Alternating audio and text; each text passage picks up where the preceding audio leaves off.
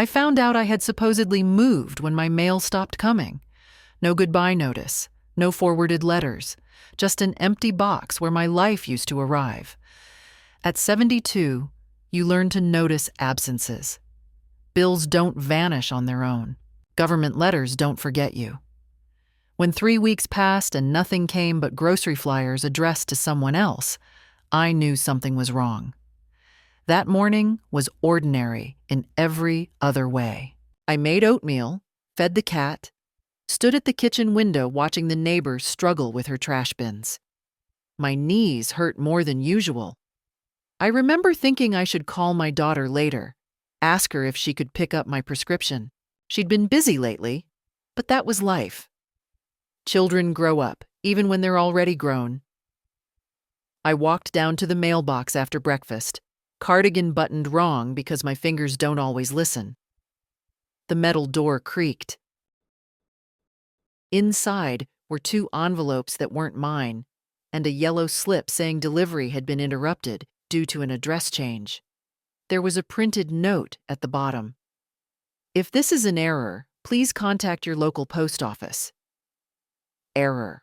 Such a neat word for something that made my stomach drop. The post office was warm and smelled like paper and dust. A young clerk with tired eyes pulled up my record on her screen. She frowned, clicked again, then turned the monitor slightly so I could see. My name was there. My social security number. And next to it, a new address in a town I'd never lived in. I didn't move, I said. I kept my voice steady. I've learned that raising it doesn't help. The clerk nodded, the way people do when they've already decided something unpleasant is true. According to this, a change of address form was submitted 8 months ago. 8 months. I thought of winter, of the flu that kept me in bed for weeks, of my daughter bringing soup and insisting I let her handle some paperwork because I was too tired to worry about it. I remembered signing things without my glasses because she said it was nothing important. Who submitted it? I asked. She hesitated, then lowered her voice. A family member. It was marked as authorized. She printed a copy and slid it across the counter. The handwriting wasn't mine. Too sharp, too fast. There was a phone number listed for confirmation. I didn't recognize it. I walked home slowly, my legs feeling heavier with every step. In the house, the quiet pressed in. I sat at the table and stared at that paper. 8 months. That meant 8 checks. My Social Security was modest, but it paid for heat, for food, for the dignity of not asking. I picked up the phone and dialed the Social Security office. After a long wait, a man with a calm voice confirmed what the clerk hadn't said out loud. My benefits had been paid on time, cashed on time, every month. But I didn't get them, I said. There was a pause. According to our records, they were deposited and withdrawn using a linked account. Linked. Authorized. Family. I hung up and sat there for a long time. I didn't cry. I felt something colder than that. Something solid settling in my chest. I thought of all the times I'd told myself not to be difficult, not to accuse, not to make trouble at my age. I folded the paper carefully and placed it in my purse. Whatever this was, it wasn't a mistake, and it wasn't over. I didn't call my daughter that day. I told myself it was because I needed facts before words, but the truth was simpler. I wasn't ready to hear her voice. At my age, you recognize the sound of a lie before it's spoken, and I needed one quiet night to prepare for it. Instead, I went back to the post office the next morning. Same building, same smell, same tired faces behind the counter. I asked to speak to a supervisor, not angrily. Calm gets you further than tears ever do. The supervisor was a woman about my daughter's age, hair pulled back tight, glasses sliding down her nose. She listened without interrupting while I explained that I had never moved, never authorized anything, and that my mail had been redirected without my knowledge. She typed for a long time. The clicking of the keyboard sounded louder than it should have. Finally, she turned the screen toward me. "There was a permanent change of address request," she said. "Submitted in person." "In person," I repeated. "Yes. The form was dropped off here. ID was shown. Everything looked valid." "What kind of ID?" I asked. She checked again. "A state ID copy. The name matched yours." I let that sit between us. I haven't had a state ID in years. I don't drive anymore. My license expired quietly, like many things do when no one is paying attention. "There's also a note," she added, scrolling. "It says, 'Customer moved in with family. Mail pickup authorized.'" Family. Such a useful word. It opens doors. It closes mouths. I asked for copies of everything. She hesitated, then printed them anyway. As she handed me the papers, her eyes softened. She'd seen this before. Maybe not often, but often enough. "Ma'am," she said carefully, "you should contact your bank and Social Security today." I nodded. I already had. On the walk home, I passed the small park where I used to take my daughter when she was little. She'd sit on the swings, demanding to be pushed higher, higher, until I was afraid she'd fly right out of my hands. She always trusted I wouldn't let go. At home, I laid everything out on the table. Forms, dates, signatures, 8 months of quiet theft hidden behind the word help. I noticed details I'd missed before. The handwriting on the post office form matched the handwriting on a note my daughter had left on my fridge last winter. Same slant. Same impatient curves. I called the bank next. The man on the phone asked me to verify my identity, then spoke in a lowered voice, like someone delivering bad news in a hospital hallway. The account linked to my Social Security deposits was not my main account. It was a secondary one, opened in my name, with my daughter listed as an authorized user. "I didn't open that," I said. "It was opened 8 months ago," he replied. "In person." Again.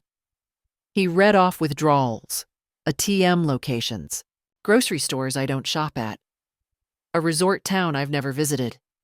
The total made my throat tighten, but I forced myself to breathe. "Why didn't anyone call me?" I asked. "We did," he said. "Several times." He read the phone number on file. It wasn't mine. I wrote it down with a steady hand. When I stared at it long enough, recognition came. It was my daughter's old number, the one she'd kept, just in case. I ended the call and sat very still. The house felt different now, like it knew something I had only just learned. 8 months. Not desperation. Not a one-time mistake. Planning. I finally picked up the phone and dialed my daughter's current number. It rang twice before going to voicemail. "Hi, Mom," her recorded voice said brightly. "Leave a message." I didn't. Not yet. I put the phone down and looked at the papers again. I had spent years telling myself that being patient was the same as being wise, that staying quiet was the same as keeping the peace. By the time the sun went down, I understood something clearly. This wasn't about money. It was about permission. By the 3rd day, the shock had worn off, and what replaced it was something heavier. Not anger yet. Anger has heat. This was weight, the kind that settles into your bones and makes even simple things feel deliberate. I started noticing patterns I had ignored for months. The way my pension check sometimes ran late, How my daughter always had an explanation ready before I finished asking the question. How she'd insisted on organizing my papers after my flu, stacking them neatly, telling me not to worry my tired head over forms and numbers. I had been grateful then, grateful to feel taken care of. At 72, you're praised for letting others help. You're told it's sensible, mature, responsible. That afternoon, I pulled out the old tin box from the hall closet, the one where I keep documents because I don't trust digital things. Birth certificate, marriage license, my husband's death certificate. I spread them across the table like evidence, even though no one was there to see it.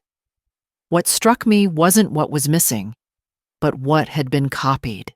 My social security number, written in my daughter's handwriting on a scrap of paper, I didn't remember giving her.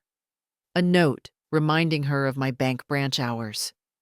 Small things, taken one by one, quietly. I remembered the day she offered to drive me to the bank, just to ask a few questions. I remembered sitting in the car while she went inside alone, because the line was long and my knees hurt.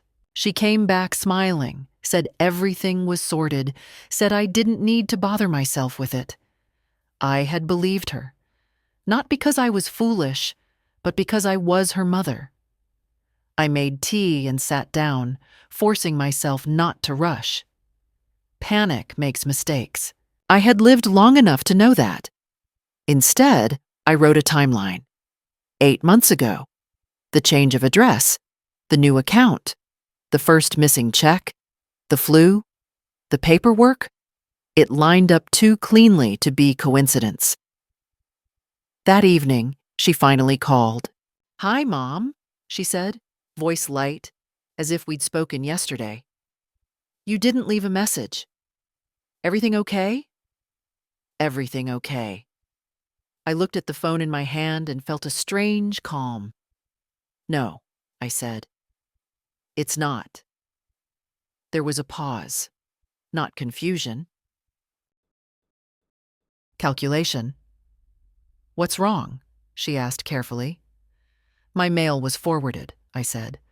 "My benefits were deposited into an account I didn't open, an account with your number on it." Silence stretched longer this time. "I was going to tell you," she said finally. "I just didn't want to worry you." "Tell me what?" I asked. "That I was helping," she replied, a hint of irritation creeping in. "You were sick. Things were piling up. I thought it made sense." "Makes sense to take my money?" I asked. She sighed, like a child dealing with an unreasonable parent. "Mom, don't be dramatic. I needed it. You're stable. I'm not. Needed it."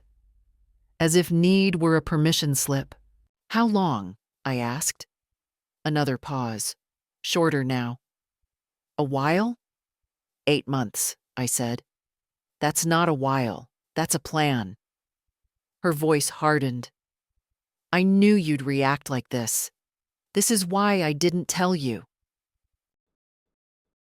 "You always make things bigger than they are." I closed my eyes. For years, I'd swallowed that sentence whole, used it to excuse my own discomfort. "Return it," I said. She laughed softly. "I can't. It's gone. Gone." Just like that, we ended the call without shouting, without apologies. When the line went dead, I didn't feel surprised. I felt clarified. I cleaned the table, stacked the papers, and placed them back in the tin box. Then I did something I hadn't done in years. I locked the box, not out of fear, out of resolve. The Social Security office was quieter than I expected. No drama, no raised voices, just rows of plastic chairs and a television mounted too high, murmuring news no one was watching. I took a number and sat down with my purse on my lap, my hands folded over it like it contained something fragile. It did. It contained the last version of the truth I still wanted to believe. When my number was called, I followed a woman down a narrow hallway into a small office. She introduced herself, asked how she could help, and waited. I appreciated that. Waiting is a courtesy. I told her everything. Slowly. The missing mail, the forwarded address, the bank account I didn't open. I slid the papers across her desk. She didn't rush me. She read carefully, typed quietly, nodded once or twice. Then she looked at me and said, "Mrs. Collins, your benefits have been paid out consistently. There was no interruption." "I know," I said. "I just didn't receive them." She turned her screen so I could see it. Dates, amounts, a neat, unforgiving list. 8 months of deposits, 8 months of withdrawals, all labeled as authorized. "There's a representative payee listed," she said. I felt my chest tighten. "Who?" She hesitated for a fraction of a second. That told me enough before she even spoke the name. "My daughter," she said. The word sat between us like something sharp on the table. I nodded. I had already known. Knowing it officially was different. Official things have weight. They change what can be undone. "She submitted paperwork stating you were no longer able to manage your benefits independently," the woman continued. The documentation included a statement of need and a supporting address change. "In other words," I said, "she told you I was incapable." "She told us you needed assistance," the woman corrected gently. "There's a difference on paper." On paper. I almost smiled at that. "What happens now?" I asked. She explained the process. Fraud review, temporary suspension, an affidavit I would need to sign stating I had not given consent. Possible recovery, though no guarantees. She didn't sugarcoat it. I respected her for that. "And my daughter?" I asked. She met my eyes. "If this is confirmed as misuse, there can be consequences." I thought of my daughter as a child, standing on a chair at the kitchen counter, licking cake batter off a spoon when she thought I wasn't looking. I thought of the woman she'd become, explaining theft as help. "I understand," I said. Signing the affidavit took less than 5 minutes. My hand didn't shake. I'd expected it to. It didn't. There's a point where hesitation runs out. Before I left, the woman asked me one more question. "Do you have a safe way to receive your payments going forward?" "Yes," I said. "Directly, like before." She nodded and stood. "We'll correct that." Outside, the air felt colder, sharper. I sat on a bench for a moment before walking to the bus stop. I needed the pause. Not to grieve, to adjust.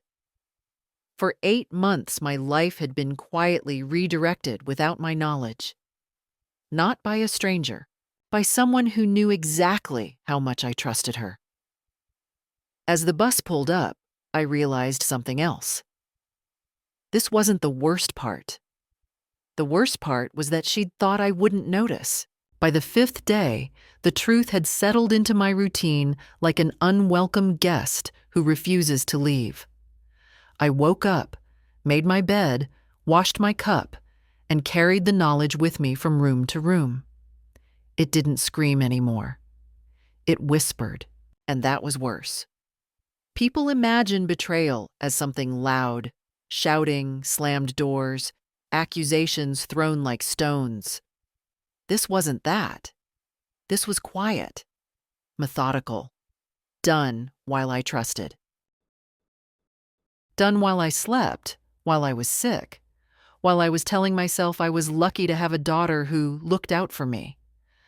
I replayed small moments I had dismissed at the time. her irritation when I asked too many questions, the way she'd say, "Mom, you don't need to worry about this," with a smile that closed the subject. How she'd corrected me in front of others, lightly, jokingly, like I was already a little confused. I had laughed then, played along. That's what older women are taught to do. Be agreeable. Don't embarrass your children. Don't cling. Don't make scenes. That afternoon, I went through my checkbook. Not because I needed to, because I wanted to see myself clearly. The last check I had written in my own hand was dated just before the flu. After that, nothing. My financial life had gone quiet, like a house where someone else had taken the keys. I didn't feel stupid. That surprised me. I felt used. There's a difference. Stupidity is a personal failure. Being used requires someone else's intention. I made soup and ate it standing at the counter, the way I do when I don't want to think too much. My daughter texted once. Just a sentence. "Mom, please don't make this into something it doesn't have to be." I read it twice, then a third time. Something it doesn't have to be. As if the facts were flexible. As if 8 months of deception could shrink if I just looked at it from a kinder angle. I didn't reply. In the evening, I sat in my armchair and watched the light fade from the walls. I thought about how often I had defended her to others, how many times I'd said, "She means well," or "She's under a lot of stress," or "She'll come around." I wondered when I had stopped extending that same patience to myself. There was grief in that realization, not loud grief, a dull ache. The kind you carry without showing because explaining it would take too long and people would still misunderstand. I wasn't grieving the money. Money can be counted, recovered or not. I was grieving the version of my daughter I had insisted on believing in long after the evidence suggested otherwise. That night, I slept poorly, not from fear, but from clarity. My mind kept returning to one thought, steady and unavoidable.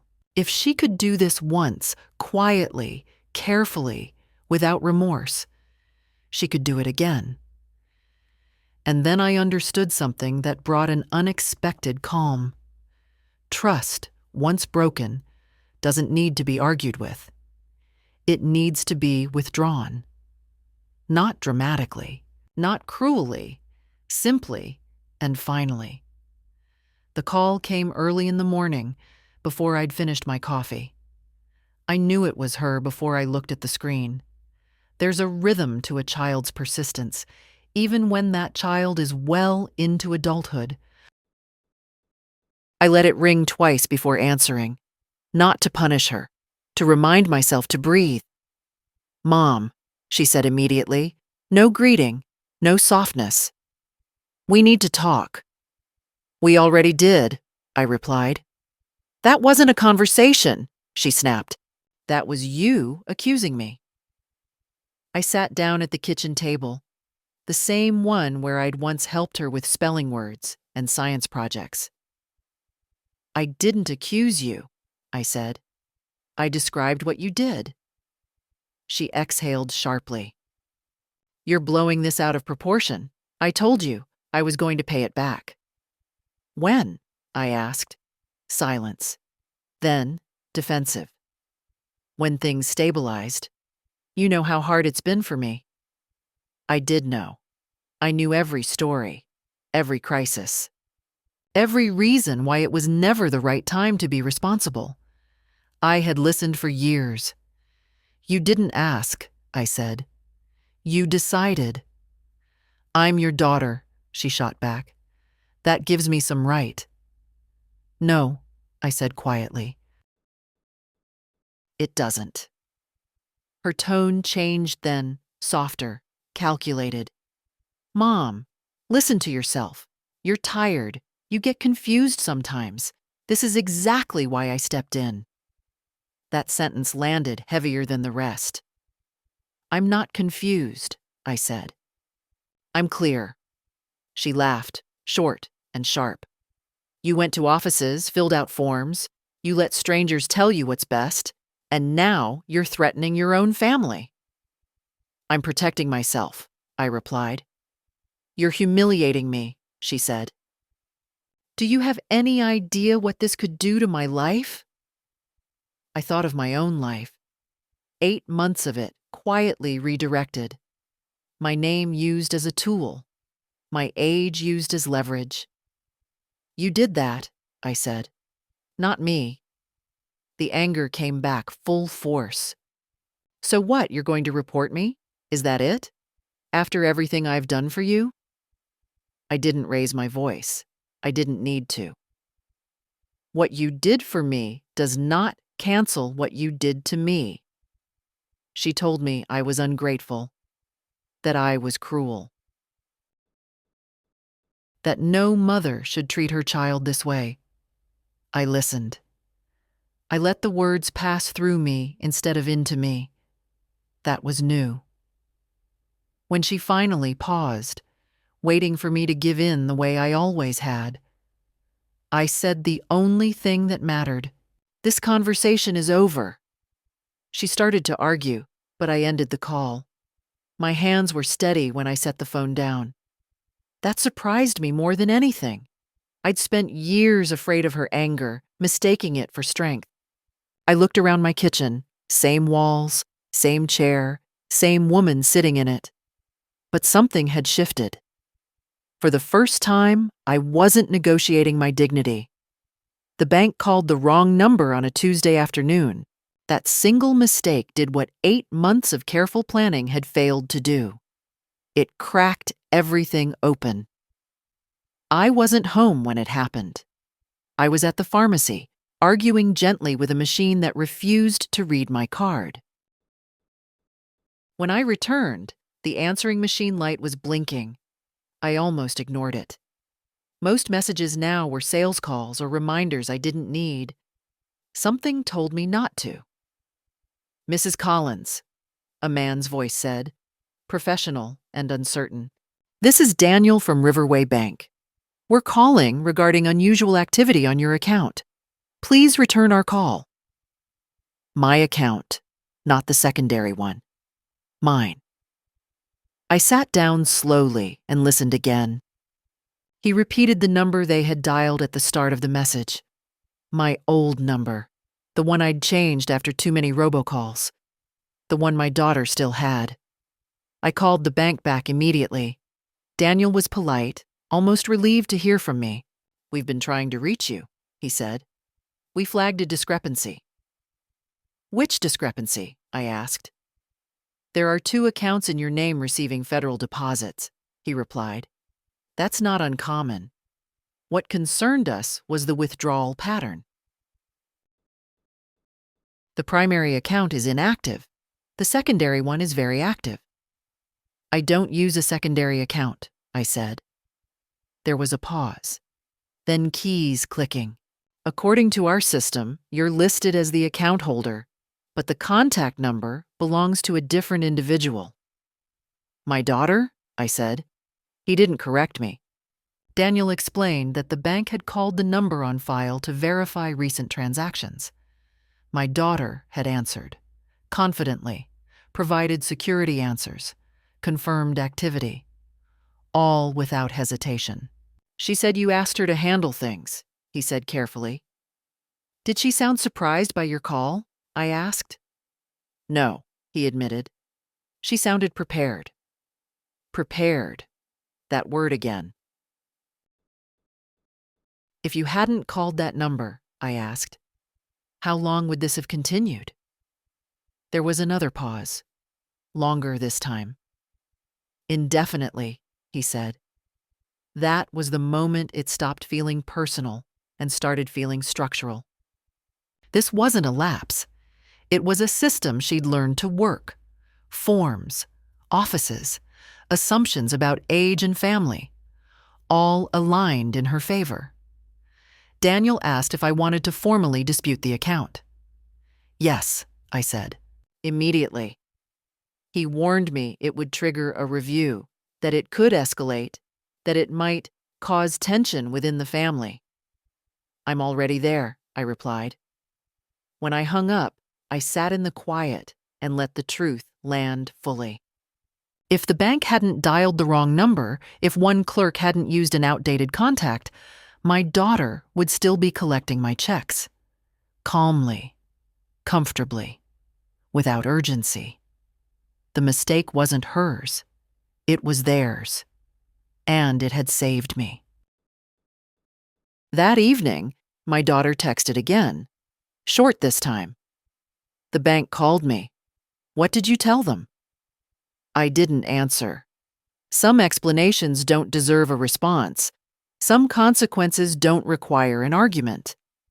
I made dinner. I washed the dishes. I slept through the night for the first time in weeks, because now I knew something essential. This didn't come out because she stopped. It came out because someone slipped. And I would never rely on her restraint again. By the time I went back to the bank in person, the story had already stopped being just mine. It had a file number, a review tag, a quiet seriousness that people adopt when things cross from unfortunate into unlawful. Daniel met me in a small office with frosted glass walls. He didn't smile this time. He didn't need to. He slid a folder across the desk and asked me to confirm details I already knew by heart. Dates, amounts, addresses. Each answer felt like placing another stone on something that could no longer be ignored. This confirms intent, he said at one point, tapping a page. Not confusion. I appreciated that he didn't look at me with pity. Just recognition. He explained what would happen next. The secondary account would be frozen. Any remaining funds would be held pending investigation. A report would be sent to Social Security. Another to the fraud department. Possibly more, depending on what they uncovered. And my role? I asked. You've done it, he said. You noticed. You spoke up. You didn't back away. I thought of how close I'd come to doing exactly that. Backing away, telling myself it wasn't worth the trouble, that I was too old for battles like this. The system counted on that. So had my daughter. When I got home, there were 3 missed calls and a voicemail. Her voice was sharper now, stripped of softness. You didn't have to do this, she said. You could have handled it privately. Now people are involved. People were always involved, I thought. I just hadn't been one of them. I didn't return the call. That night, I opened my notebook and wrote down something I didn't want to forget.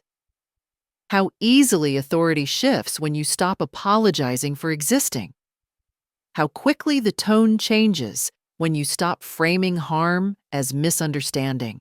I wasn't doing this to teach her a lesson. I was doing it because 8 months of silence had taught me mine. The next morning, Social Security called to confirm my affidavit had been received. Payments would resume directly to me. There would be a review period. I thanked the woman on the phone. She thanked me back, quietly, as if she understood something beyond procedure. After the call, I stood at the window and watched the street come alive. People leaving for work. A woman walking her dog. Ordinary movement, uninterrupted. My daughter texted one last time that day. You're choosing this over me. I read it slowly. Then I set the phone down. No, I was choosing myself for the first time in a very long while. And once that choice was made, everything else became noise. The lawyer's office was smaller than I expected, tucked between a travel agency and a nail salon I'd never visited. The waiting room smelled faintly of coffee and old paper. I sat there longer than I needed to, not because I was nervous, but because I was measuring something inside myself. For years, I had avoided places like this. I told myself legal matters were for people with complicated lives. Mine, I believed, was simple: a house, a pension, a daughter. I had been wrong about the simplest part. The lawyer was a man in his late 50s with a calm voice and eyes that didn't rush ahead of my words. He listened while I explained what had happened, from the missing mail to the redirected payments, to the bank's call that cracked everything open. I didn't dramatize it. I didn't need to. The facts carried their own weight. When I finished, he leaned back in his chair and folded his hands. "This isn't a family misunderstanding," he said. "This is financial exploitation." Hearing it stated so plainly felt strange, not shocking, clarifying. He explained what that meant in legal terms: unauthorized control, deception, abuse of trust. Each phrase fit too well, like a coat tailored without my consent. "I don't want revenge," I said. "I don't want to destroy her." He nodded. "Most parents don't. That doesn't change what this is."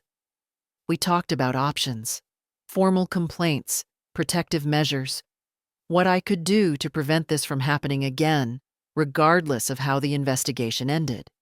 New safeguards, limited access, clear boundaries that didn't depend on goodwill. "What about pressing charges?" I asked, not because I wanted to, but because I needed to understand what it meant if I didn't.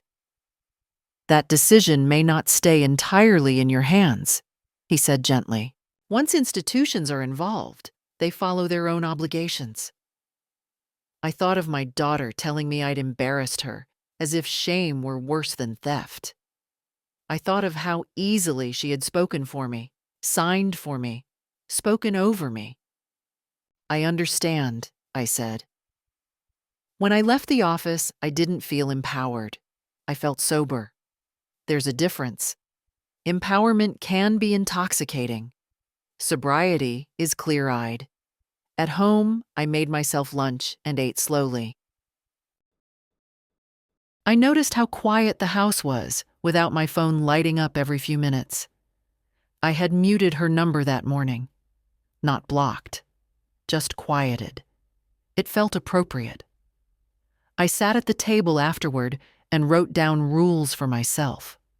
Not laws. Rules. I would not explain my decisions to people who benefited from my silence.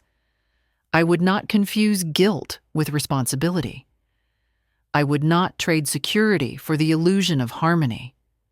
That evening, I looked through old photo albums, not with nostalgia, but with accuracy. I saw the child I raised. I saw the woman she became. Both were real. Loving one did not require excusing the other. Before bed, I checked the locks on the doors. An old habit. As I turned off the light, I realized something that surprised me with its simplicity. Justice doesn't always look like punishment. Sometimes it looks like refusing to be unprotected ever again. She came to my house 3 days later. No warning, no request. I saw her car from the window and felt my body react before my mind did. A tightening in the shoulders, a familiar readiness to smooth things over. I stood still until that feeling passed.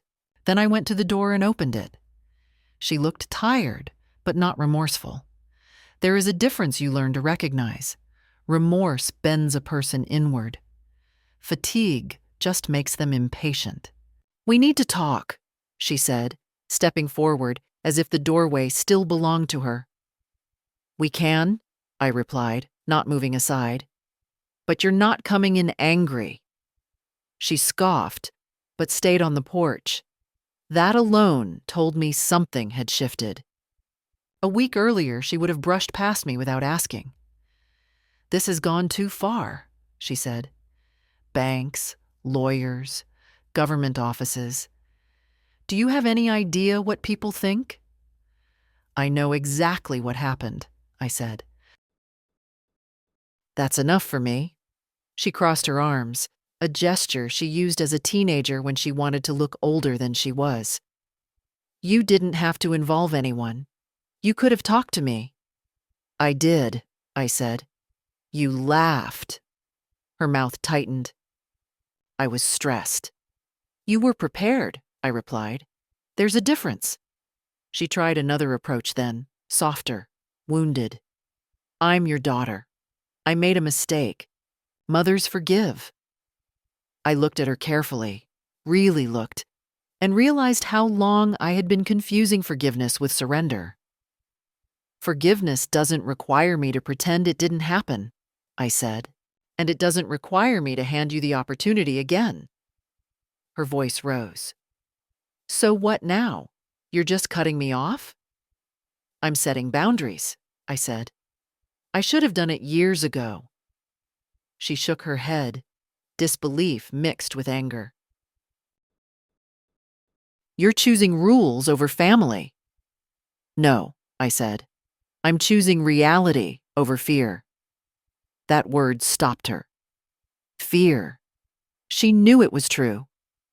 She had relied on it, shaped her expectations around it, counted on me backing down the way I always had. You've changed, she said finally. Yes, I answered, because I had to. There was nothing left to say after that. She left without shouting, without tears, without an apology. As her car pulled away, I felt something unexpected. Not victory. Relief. I closed the door and leaned my forehead against it for a moment, letting the quiet settle. I hadn't won anything. I had simply stopped losing myself. That night, I slept with the windows open and the lights off, the house breathing around me like it always had. But I was different inside it now. Not harder, clearer. And clarity, I was learning, is its own kind of strength. The morning felt quieter than usual, though there was nothing in the house to account for it. I moved through the rooms with deliberate care, tidying a shelf, straightening a picture frame, making tea with measured patience. The papers from the bank lay in a neat stack on the table. I hadn't touched them since the day I returned from the lawyer. I didn't need to. The facts were already clear, heavy, but contained. I would not forget them, and I would not be swayed again. I called the bank first thing, asked to speak to Daniel. His voice carried the same calm authority as before. All pending transactions have been frozen, he said. Your accounts are secure. Any attempts to access them will trigger immediate alerts. I nodded, even though he could not see me. It was enough to know that for once the systems I relied on were aligned with my own judgment.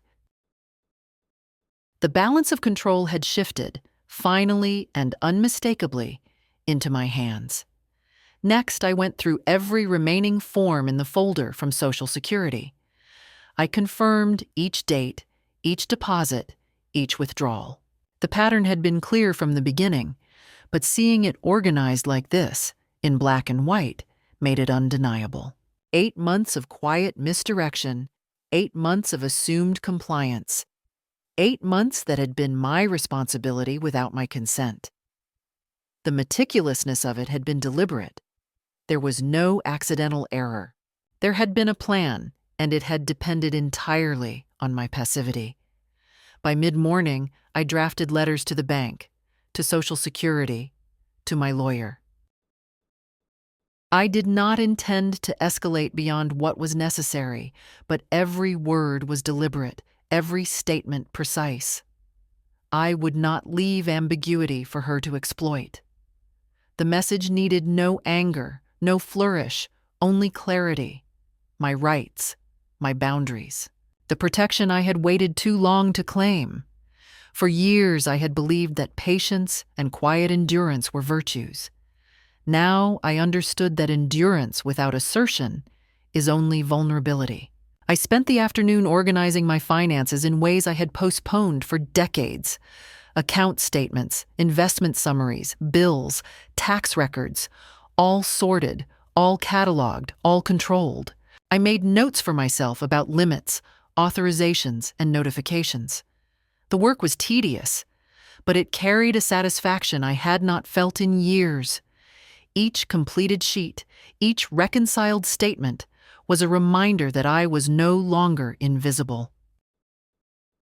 That my choices, my resources, my life belonged solely to me.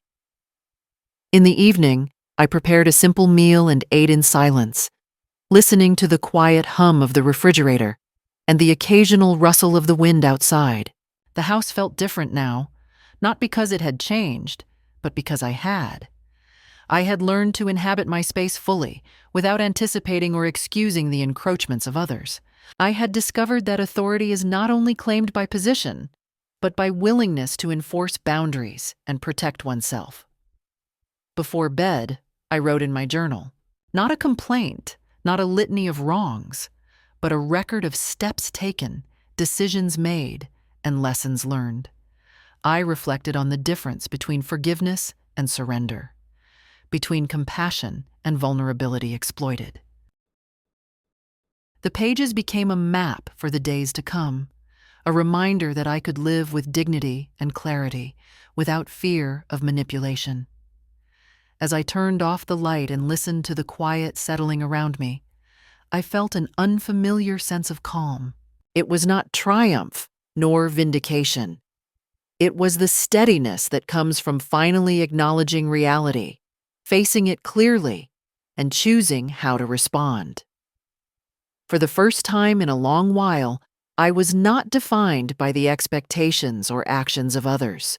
I was defined by my own decisions, my own strength, and the boundaries I had finally learned to hold. The days after the bank's call passed in a strange mix of normalcy and vigilance. I went about my routines as I had for years, making tea in the mornings, sweeping the floor, checking the mailbox. But there was a quiet certainty now, an internal clarity that had not existed before. Each step, each action was under my own control. No one else's schedules, excuses, or expectations could dictate the flow of my day. That awareness carried its own weight, but it was steady, reassuring, a marker that I had finally claimed a space that had always belonged to me. My daughter did not call immediately, though I knew she was aware of what had transpired. It was only after 2 days, with the bank frozen, the Social Security forms filed, and the lawyer's letters delivered, that her message arrived. Short, sharp, and carefully composed. I read it, then set the phone aside. There was no rush to respond. No need to negotiate with someone who had already demonstrated the limits of respect and honesty. Some conversations, I realized, do not require engagement. Some statements exist to confirm that boundaries are recognized and enforced. I spent the morning reviewing my finances, meticulously noting accounts, passwords, authorizations, and pending obligations. Each entry, each reconciliation, was a quiet act of reclamation. I had allowed my trust and my patience to be leveraged for months. Now, each note in my ledger was an assertion of autonomy. The process was slow, but precise. There was satisfaction in the deliberate repetition of verification, in the act of taking full ownership of what had been under someone else's control for too long. I had been careful with others' expectations. Now I exercised care for my own security. Lunch was a simple affair, prepared without thought of anyone else's preferences. I ate slowly, observing the quiet around me. The house no longer carried the subtle tension of unspoken debts and manipulated obligations. I moved from room to room, straightening books and dusting surfaces, feeling the clarity of self-determination settle more firmly with each action. Each ordinary chore became a reminder that my life, my home, my resources were governed solely by my choices. No one could appropriate my efforts again without my knowledge and consent. In the afternoon, I revisited old photo albums. I traced the faces of children I had raised, of milestones and celebrations I had orchestrated quietly, often invisibly, and I acknowledged the complex truth of it all. My care and attention had always been genuine. My generosity had been sincere. But generosity does not require erasure of self, and that was the line I had finally drawn. I could see, in those faded photographs, both the love I had given and the lessons I had learned, that affection is not permission to exploit, and that respect must be mutual. Evening brought a calm solitude. I made tea and placed it beside a window, watching the light fade over the neighborhood. No messages interrupted the quiet. No urgent questions demanded my attention. The absence of intrusion felt almost foreign, yet profoundly restorative. I reflected on how long I had measured my value through compliance and the comfort of others, only to realize that strength comes not from yielding, but from defining the parameters of one's own life. Before bed, I documented the steps I had taken, the decisions I had made, and the rules I intended to uphold moving forward. Each entry was deliberate, free of resentment, a simple acknowledgement that I would no longer allow my autonomy to be compromised. Sleep came slowly, but deeply, carrying with it a sense of security and a rare, unshakable confidence. I had survived betrayal, recognized it fully, and established firm ground beneath my own feet. For the first time in years, I understood what it meant to live fully, governed by my own decisions, and at peace with the boundaries I had finally claimed. The morning was bright, and I moved through it with a sense of purpose I hadn't felt in months. My bank accounts had been restored to my control. Social Security payments were coming directly to me, and the formal measures were in place to prevent further intrusion. I made myself breakfast and sat by the window, watching the sunlight move across the floor. It felt ordinary in the most profound way. Nothing urgent demanded my attention. No one else's expectations pressed on me. For the first time, I could make decisions entirely for myself. I reviewed my finances again, not out of mistrust, but out of habit and precision. Each deposit, each bill, each upcoming payment was accounted for. I made a list of recurring obligations, noting due dates and limits. I set reminders in my phone and on paper, establishing a system that allowed me to move forward with confidence. The work was methodical, but it gave me a clarity I had long been denied. Every action reinforced the boundary I had drawn, every entry a quiet statement that my life was mine to manage. Lunch was a simple meal. I prepared it without consulting anyone, without worrying about preferences or expectations. As I ate, I reflected on the past months. The realization came that what I had endured was not only betrayal, but an awakening. I had learned how easily trust could be manipulated and how much strength it took to reclaim control. I realized that my patience, once a source of kindness, had been treated as permission. That understanding fueled a calm determination, not anger, not vindictiveness, but a steadfast commitment to my own autonomy. In the afternoon, I sorted through old letters and documents that had accumulated over the years. Each piece told a story, from bills to personal notes, some kept for memory, others as evidence of careful planning and attention. I reorganized them, discarding duplicates, filing essential documents in a secure place. The process was grounding. It reminded me of my capacity to manage my affairs independently and reinforced the sense of control I had worked to regain. I was no longer merely reacting. I was actively shaping the environment around me. As evening approached, I prepared tea and sat by the window again. The neighborhood was quiet, the air cool, the light soft. I allowed myself to appreciate the ordinary moments that often passed unnoticed when life was chaotic or dominated by the needs and demands of others. I reflected on the quiet victories, the restored accounts, the firm boundaries, the knowledge that I could make decisions without fear of interference. Each was a step toward reclaiming the dignity and independence I had long taken for granted. Before bed, I reviewed the rules I had set for myself. No unsolicited interference would be tolerated. All communications would be considered carefully, and my autonomy would be defended with quiet resolve. I wrote down these principles not as a record of grievance, but as a guide for the future. I understood that protection of one's own life is an act of self-respect, and that maintaining it requires clarity and consistent action. Lying in bed, I felt a deep calm, a steady confidence that came from reclaiming my life and knowing that, for the first time in a long while, I was entirely responsible for my own well-being and entirely capable of it.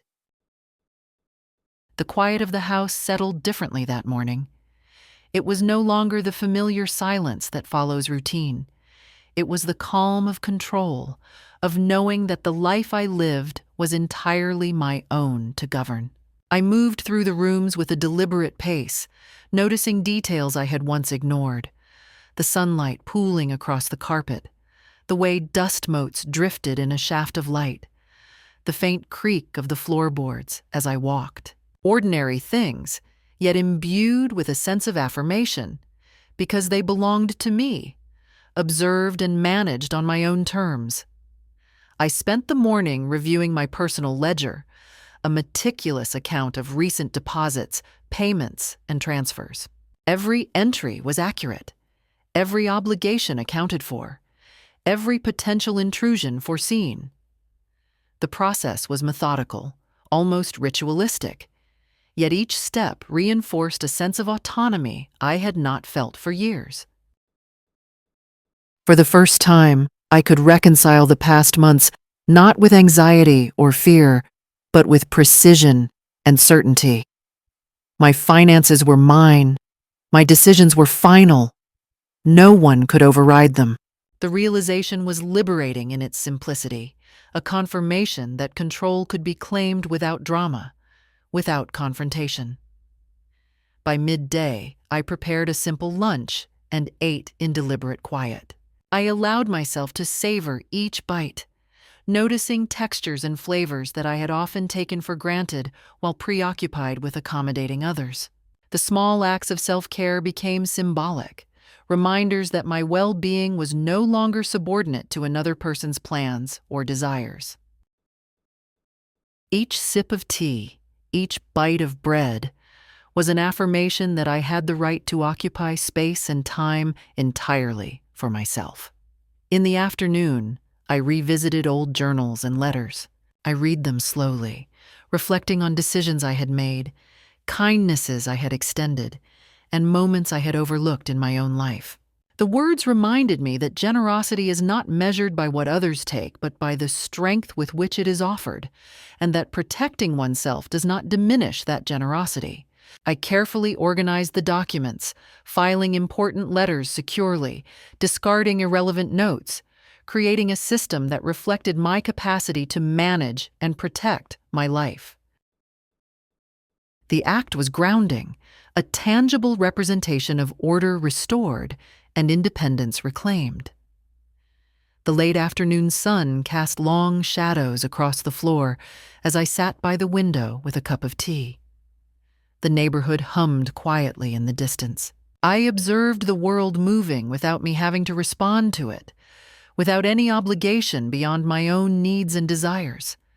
The feeling was rare and profound, a combination of relief, confidence, and clarity. I reflected on the long road that had led here, on the years of accommodating, excusing, and yielding, and on the subtle strength required to finally assert my boundaries. I realized that true resilience is measured not by endurance alone, but by the ability to reclaim one's life, to define limits, and to uphold them consistently. Before evening fell, I wrote in my journal. I outlined the principles that would guide me moving forward. Clarity in decisions, careful management of my resources, unwavering enforcement of personal boundaries, and mindful attention to self-care. The words were deliberate, unembellished, and resolute, capturing both the lessons learned and the intention to maintain vigilance. I understood that peace is not the absence of challenge, but the presence of deliberate choice. As I closed the journal and prepared for bed, I felt a deep, steady calm.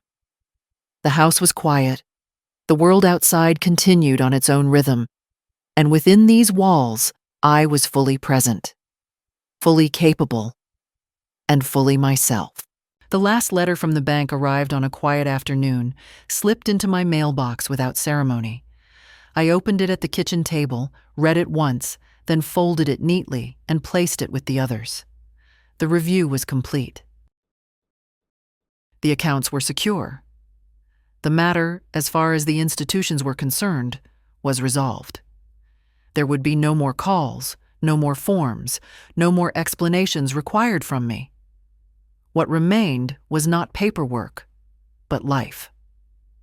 I didn't feel triumph. That surprised me. I had imagined some rush of victory, some sharp satisfaction at having stood my ground. Instead, what I felt was steadiness, like standing on solid ground after years of adjusting my footing to keep others balanced. It was quieter than triumph, but stronger. My daughter had not contacted me again. Whether out of anger, shame, or calculation, I did not know. And for the first time, I understood that I didn't need to know. Silence, when chosen, can be an answer. I no longer filled empty spaces with excuses on her behalf. I no longer searched for hidden meanings in absence. What had happened was clear enough. I spent that evening doing something simple. I walked through my house slowly, touching the backs of chairs, the edge of the bookshelf, the door frame worn smooth by years of use. This house had held my life together through grief, work, illness, and now betrayal. It had not failed me. I had only failed to defend myself within it for too long. Later, I sat by the window with a cup of tea and watched the lights come on in neighboring homes. Other lives, other families, other quiet dramas unfolding behind closed doors. I wondered how many women my age were sitting in similar rooms, telling themselves to endure, to stay quiet, to keep the peace at their own expense. I had told myself those things for years.